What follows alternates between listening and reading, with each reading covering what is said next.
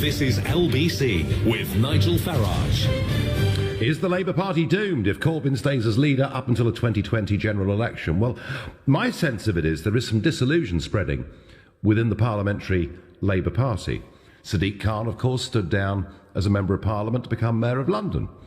Andy Burnham is going to stand aside. He represents a seat called Lee in Greater Manchester, and he's going to go and try and become the Mayor of Manchester. But I think more interestingly, Jamie Reid, a youngish, moderate Labour MP from a constituency called Copeland up on the Cumbrian coast, has walked out of politics.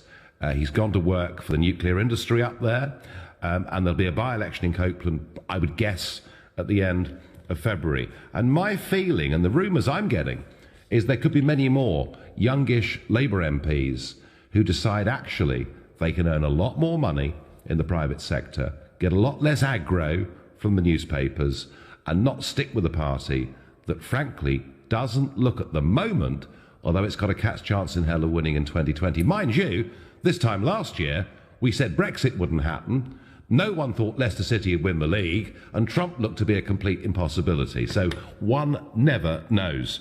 Our next caller is Tony in Woodford. Tony, good evening. Good evening, Nigel. I really feel that Jeremy Corbyn will win the next general election. Do you? And you keep banging on, and you cause so much division and trouble with your rhetoric, Nigel. You know, I think you should look at the facts. You know, you bang on about immigration, and you're pandering to people's insecurities and fears, and we're all kind of looking at each other and hating each other. But in reality, it's such a small percentage of immigrants that actually come here and settled if they're not thrown out.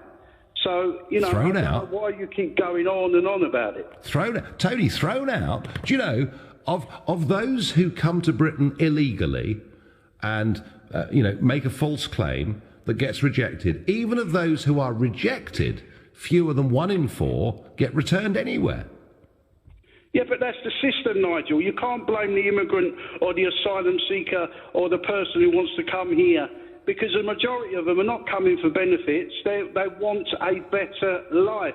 And if there's a shortage of housing, it's successive governments that's never bothered to build it. So perhaps that's the plan, to get everyone hating and fighting each other. The plan, Tony, is to have a controlled immigration system like we had from World War II until Tony Blair and Peter Mandelson and co.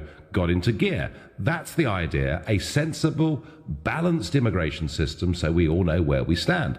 And that way you get far less division within society because you've got a chance of having deeper integration.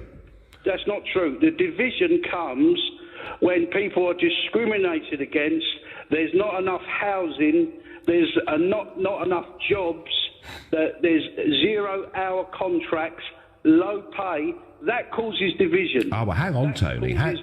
Tony, hang on a second, mate.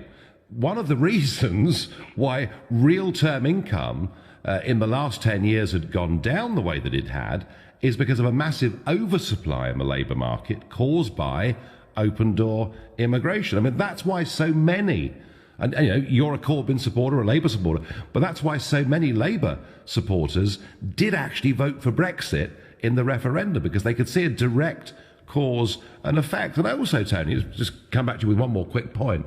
Do you know, we have to build a new house, a new dwelling in this country every 4 seconds just to cope with current levels of immigration.